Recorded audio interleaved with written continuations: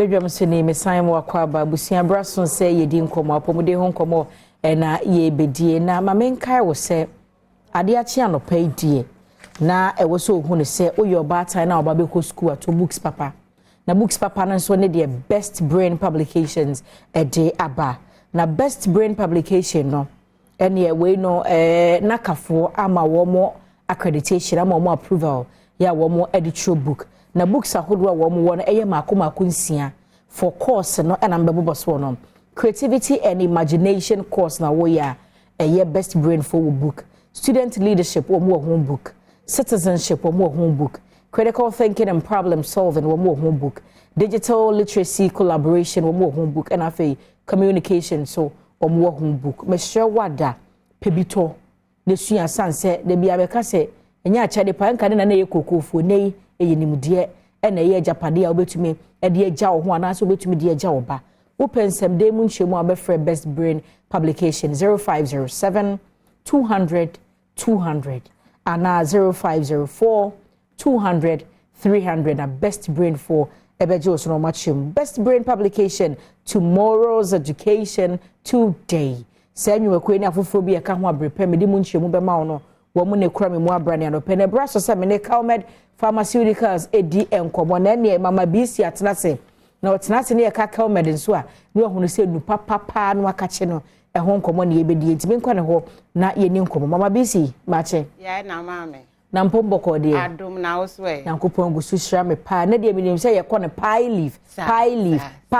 ai we mi ate wo ho e na afa de ye mene ne nso so wo ho ye ni pie leaf ho nkomo pie leaf ye dro ben eye koko adro taw okay taw koko adro se ne abroni beka se pulse anase hemorrhage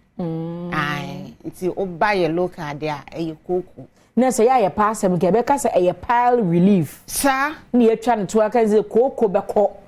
ho beto ma me nyame nhira eno an wa kirechi pile relief ne yatwa ne tia pile leaf okay pile leaf okay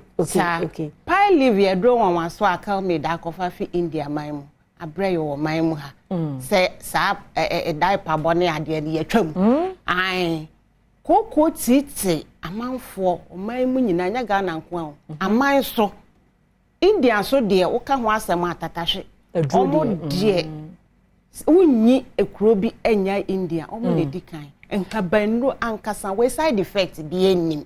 Kelmed na akofa ba eye koko aduro enya aduro a sabi ye de pa wo eye koko ena na obi se koko nkum oboa se koko me na me ka kiro kwan be na be fa so ebekun koko no se ye wa ekeka eye ya mojetu nipa dua no anase nipa wonam no ede ne wa hoɔden eno ani moja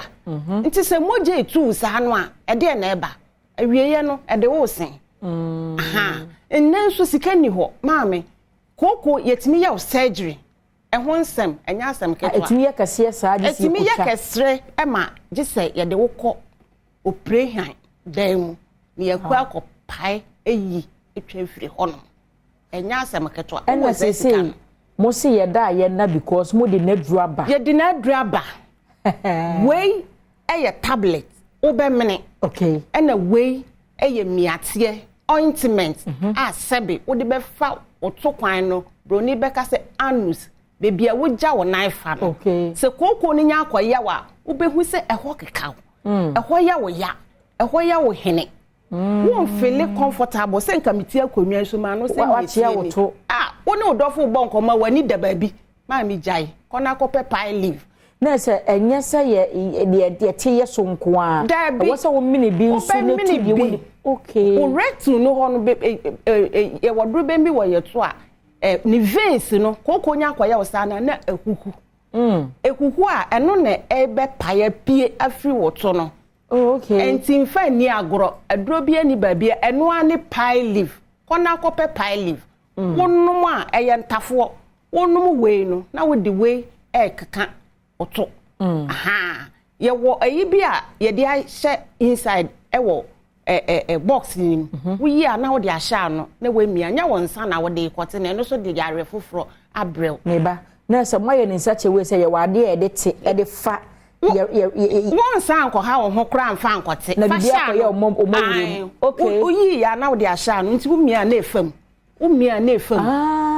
okay na ndia wo de aye eno ano no ene ye wo properties bi wo mu a wuti di ye no ye first properties no antiseptic properties ena anti-inflammatory nti o de ye no emo wa biara ensan koka wo to kwan no fa enra wo mu ensan ko ma wo yare foforo akọ tutu wo nsunu mutokuro de yare foforo abrew nti wo yusu adro no wo san anya sa benefit no sa okay wo yusu adro no na wo san anya sa benefit no maame se ebi ayew na wakoto na wo mene na wo di beef fa wo to a wo gya wo nan ba ku biara fa cream ne ye wo gya wo nan ba ku bia fa cream ne ye koko ya emaye mutim nti wonum a ebema woyefu aye mrefefefe asa wadi fruit no ande ye wo kotena so ambi se obetimi kotena so na ato na adwenwe ane enu aboro jai woni na ye kokwa ba mitimi na obepie nani ase lisuo adren hwan na awusu jai kona ko pepper leaf na se wonum a ebe ma oyefunu mu agona anya bia wa nopa ne wanwumre do betimi agya wona na agya 9 taa wo yemu dabi palive eya wanwa adwuma me say ye ko ba bi a ye kwaje ayofro na me hyatade bi eno na ebo me boso say ya nete eno na eda so no na papa pe chese papa me hu say bibi nkwa yiye ti ewie na me pie na me say da de na ekoso o kirekire mu na me say je me say enne papa yi na eton adure papa penyi o ono na eton adure me say adanse ankrofo adi afa aduro no ho no eno na eton aduro no so bi hwe na di wa danse aduro papa na eton no na ye aduro yi no nie ma ne dance no kora ne se se wo yusu a koko no kwa emma biem na se wo yusu pile vie kana se onye se ekosoro no dabi etu ase na koko a wose na adwen nye wa bodam no eno na pile leaf tenete se wonya no na wo de bi ya echi moja no sa aman no eya wo bi anim moja no broni beka se arrest no na wayi na free hokra eya wo bi ani ho pacho meba moma drei na wo yusu a empai ma moja ntu but a shrink ya de no okay must be a wo na be shrink no na fe adro no age yare no atumi ni nyina afa woni tumi bia na kokko yusu paliva hwan ni kokko enuanom monyai animguase ne ge na fe munyu super na wotimi hu obi abranti abaya na nensen ne nam no to ho enya so bane woda ne yehwa na odi ne se nunum a ade betre ne nsa ho nyina ye se no asem kura ni kona adure so ne boye de ana boye de ni mie no kura cha sa wote ne bo abeya eyi wa ho enti kona ko pebi sa animguase ne yenyan me se me ye adwuma wa yare sabia emema ebo pampers ade na wa yinani ama na didi ne yemu apie na esensen ho na moje etu no obo dapa me se o line mu OPD nti mi hu na me ben no me say papa ade ne ekose ewura minti na se na de na me say aden o se ye say bibi di koko me se bra mi yi ne free line mu wanya abedu nti ye hwe na kopie doctor ho na o ye ne be ye no ye opie ye pie ye pe adu no kura manton ama no me edumre ye dia me pese papa bi o se so me dohye ne ho papa ewom na me de achew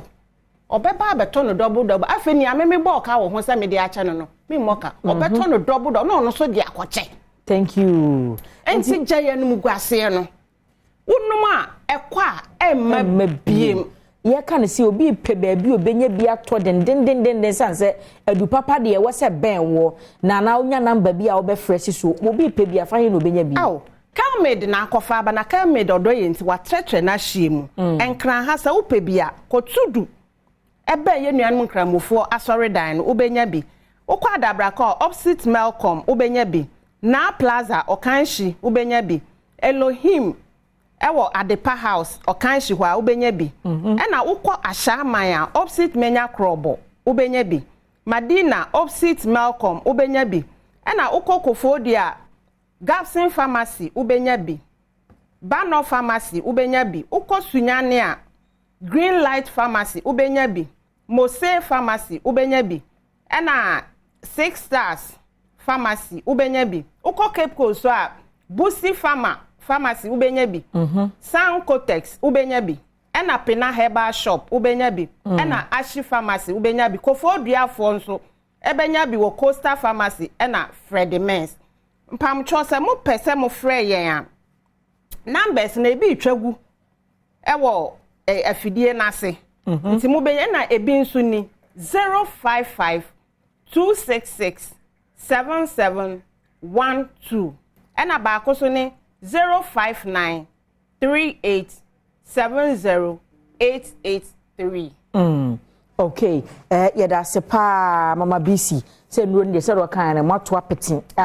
de ben wo bia benya bi atowo ho no mo okay yeda se abusia na se mama BC ne na twetwe nkomo ne pile fo nkomo ene edi ye wo pekoko adura to papa ebetu yade na se ama wo ya side effect bi anim nti wodi miate na ofefa ho no mo no na wo mene de ebekọ ni padwam ti pile na ye double entafo ye fa bom omini bia na odi miate ne so afa koko ne so na etu ase ma ho ato na ebusua me da me ho se braso se ye kwane ekwaje health tips na sa ye bekọ ma menkai wo se Dominion Herbal Powder de krai mu abra no se we no ye powder sonko asode anopa wo pese wo boost wo immune system na onya ahode fofora penso hie fa gu kapum na sa atere kuma ne ba ko ne numu a efra no abone se gwa anwumere so obeda no aye ne saa na obohu se obenya ahode foforo anopa obesore no wo mo san o Dominion Herbal Ointment ohunam ba bia ye wo ye bia no we ye frɛ no wo se wo di twitwie fa twitwidru anwumere a wadwade na mobi dia wasawo ade beche no na ohunyina atɔ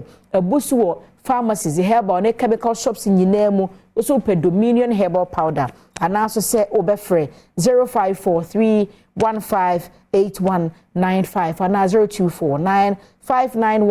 0249591843 kai se wonya mfinhia adumienu a wonka ho oyo penfo na wo makwada nufo so a wonka ho yenye health tip emra na seda enko ema endpoint homeopathic clinic wo mo na ekura yasene amede health tip ebro yenhemrasia